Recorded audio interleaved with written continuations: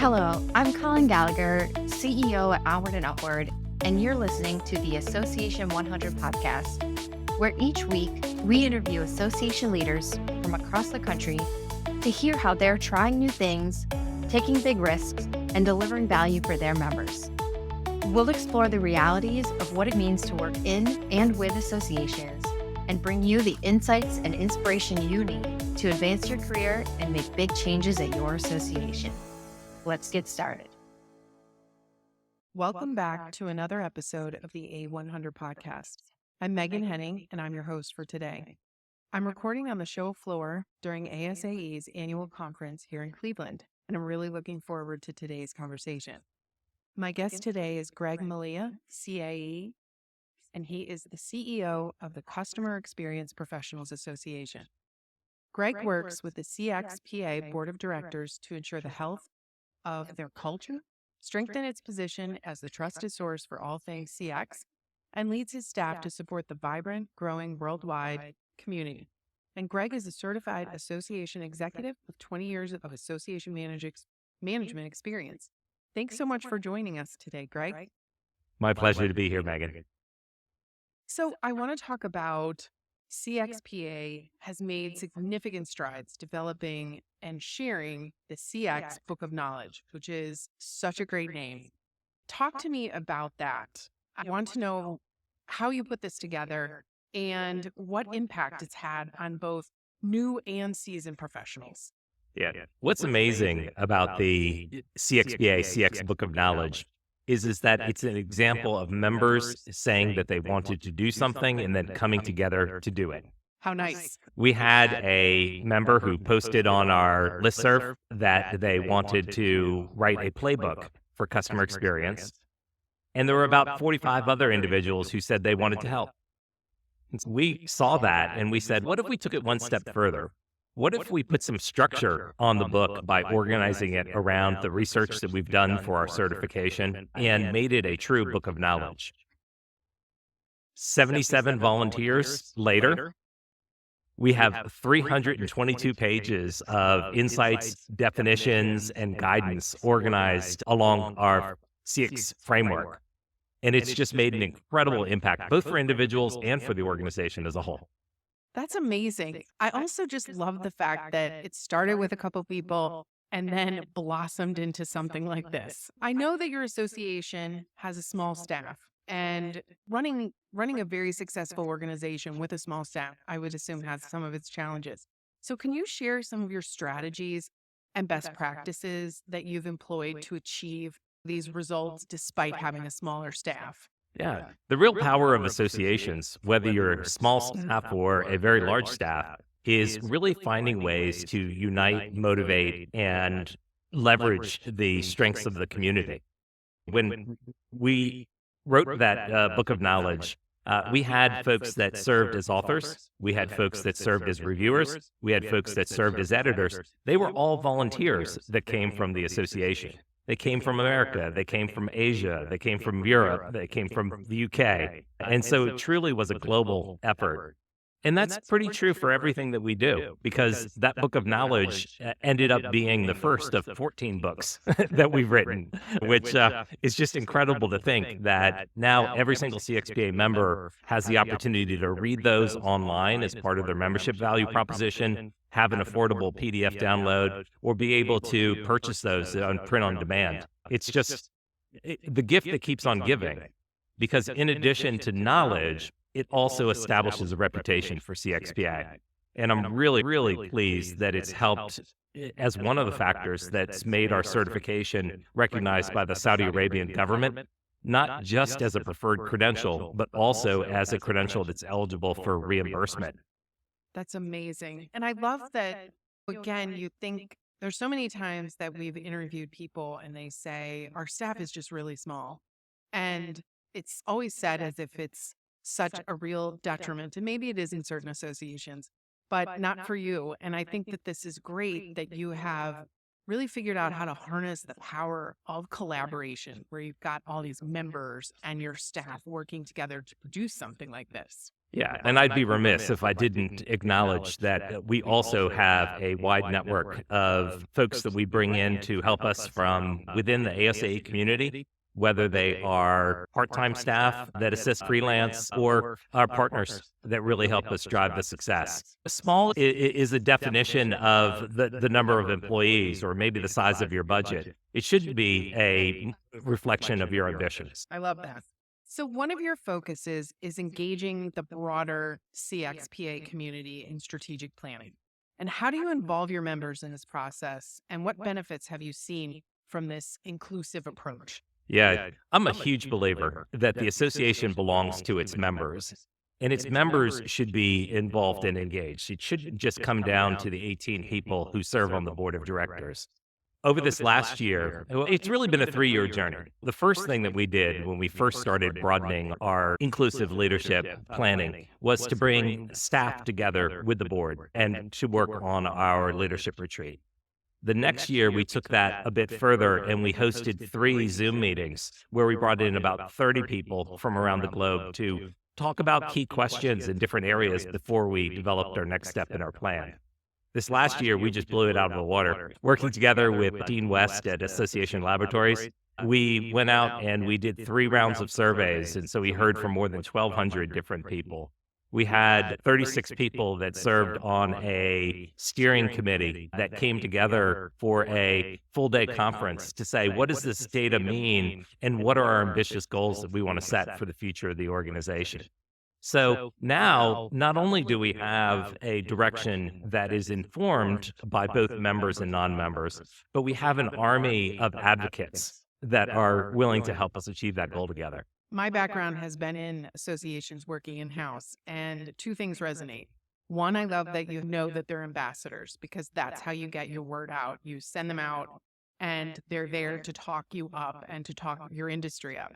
But the other thing that really resonated with me that you said was you had your board and your staff come together. And I think that is a really crucial piece that a lot of people don't do. The places that I've worked, the board sits with the executive director and sort of the edict comes down of here's what we're doing. And I think that the other thing, when sometimes that works and sometimes you think, do they know about X, Y, and Z? And that's missing.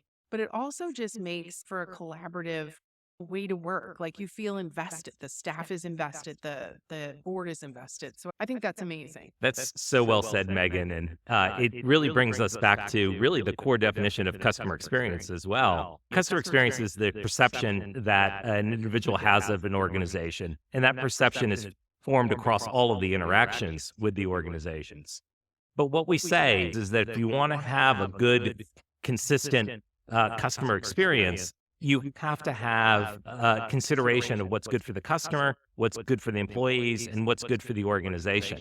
So it's really that commitment to working together to find a solution. If you think about that as a triangle, we want all of our solutions to fit in the center of that triangle so that it's good for all of them. As I think Amanda Gorman was talking about this morning in her concepts of unity and recognizing that you need to listen and try to find common ground to stand on. Which is so important. And you think of sometimes as something outside of your work scope, but when you have it inside your work scope, it's just really beneficial. So you have grown from a very small startup to a global organization with members in 70 countries. That's pretty impressive. How have you managed to maintain a culture of inclusivity and unity and belonging while expanding internationally? Because that doesn't seem like an easy project. We're lucky that we have a community that really steps up when we give them the opportunity. And that's the key, is to make sure that you're giving the opportunity. In an interesting twist of fate, the COVID-19 pandemic was part of our success. Prior to the pandemic, a lot of our time and energy was focused on running local networking events here in the United States. And that was great for some, but left others not included. And the same with the idea of attending an in-person conference, that you have to have the resources and the time and the ability to travel. So when we had to make the difficult decision of canceling our Insight Exchange in-person conference, we actually turned all of the videos that we had developed into a frame that we could use to collect video testimonials and video learning from our different members. And so all of a sudden, we went from having just the same voices speaking to having voices coming from Canada and Cameroon and South Africa and Vietnam. And that was meaningful. And I remember one of my board chairs saying to me, I noticed that we're having a lot more diversity in our articles in our newsletters. Did that just happen? And the answer is yes and no. You have to make a conscious effort to create that opportunity in the space. And then you have to be willing to allow people to speak with their authentic voice and to bring that forward. I love that. And that is part of the association experience, right? You've got many different voices that come together and hopefully align and teach each other. Let's talk about looking ahead. I would assume that the customer experience is a constantly evolving situation. What are some of the emerging trends in your profession that you believe is going to shape its future? Yeah, I think this is really an important concept about customer experience and the way that it shifts and changes over time, because it's not something that you can learn and be done with. Before the pandemic, all the customer expectations, not all, but many customer expectations were headed towards the idea of shared space and shared ride services and shared elements of you go into a hotel and there were very small rooms and very large public spaces. And then you saw with the changing external environment that the customer's expectation was to have safe, secure, separate elements and spaces. So you need to think about that as an association leader and as a customer experience leader is what are the trends? Where are they going? What are the things that people are looking for? Clearly, we're going to continue to see people want to be able to communicate in the channels that they want to do. So you need to make sure that you're thinking about your digital presence and the way that those elements come forward. But also, we're increasingly seeing that people want to feel known and recognized and have things tailored to their circumstance. And that tailored is not just the personalization that comes with names, it's also expecting that the association or the company is not going to do something that is out of line with their values. So customer experience really needs to be a discipline of monitoring and looking at what the customers are looking at, how the external environment is shifting, and making sure that your organization is in a space to test and adapt and then adjust as needed so that you continue to meet or exceed the customer's expectations. That's great. And how are you preparing members to stay ahead of these trends and continue to offer this exceptional customer service? Yeah, the biggest thing for us is to try to bring people together and to do two things. One is for us to share outward knowledge. So we do a lot of education and sessions that are based on our body of knowledge, based on our certification. But in each of the instances is the second element, and that is giving the opportunity for our members to collaborate together to personalize and develop resources that are correct for them. So at a CXPA conference, you will not find a session where a speaker will talk from the front of the room from the beginning until the end of the session. You will find at least a third of the time dedicated for you to work with other people from similar industries, similar backgrounds, and really tackle the problems that you have and you need to bring back and apply in your organization. And as an attendee of many different conferences, I appreciate that change because when I started out, you just sat in the audience and you listened. And now you are in small working groups and you get to present your own problem and then have 6 people give you their opinion. And it is a truly different experience. It's a much better experience. Thank you. So we wrap up every podcast with the following questions. So it's just for fun, just to let our audience get to know you. So where did you grow up? I was born in Dorchester, Massachusetts, and so I like to think I could have been a new kid on the block, but moved to Arlington, Virginia, and grew up in Arlington. How nice. What is your Starbucks order? Oh, this one is a shout out for Lowell Applebaum. It's a pink fluffy. Nice. And if you won the lottery tomorrow, would you still work?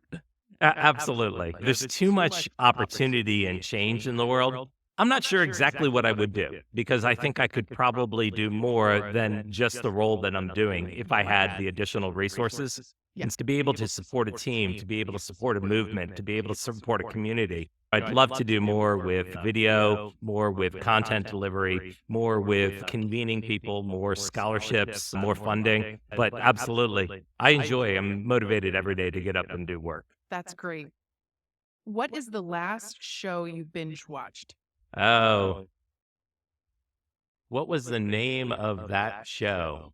I have to admit, I am not a big binge watching person. Oh, it was the one set in New Orleans with the judge. Is it called The Judge? Oh, yes. I think that it That was, with the actor from Breaking Bad. yes, and just a fascinating Shakespearean set ethics and set in the beautiful backdrop of New Orleans. That's great. That is on my list of things to watch. Food you can't live without. Food I can't live without: cheese. Yeah, that's a good one. That comes up. That's a popular choice. And what's your bucket list travel destination? Bucket list travel destination, without a doubt, is to go to Barcelona. I was actually supposed to go, and then COVID came. But I want to see La Sagrada Familia. The idea that someone can have so grand of a vision that people will say that they're not sure that they can ever finish it is deep in my mind. And how cool is it that there's a band that wrote an album about an architect? Wow. It's amazing. Yes, I would love to go to Barcelona as well. So thank you so much for sharing your valuable insights with our listeners, and we appreciate you joining the A100 today. Thank you, Megan. What a great way to kick off the time here at ASAE. That's a wrap for today's episode.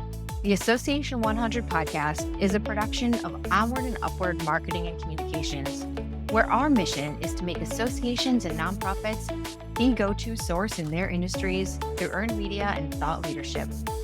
This podcast is an extension of the A100 newsletter, a bi-monthly collection of best practices, top trends, helpful ideas, and smart strategies delivered straight to your inbox. Have you undertaken a big change at your association, or do you have some words of wisdom for the trenches of association life? We want to hear from you, and so do our listeners.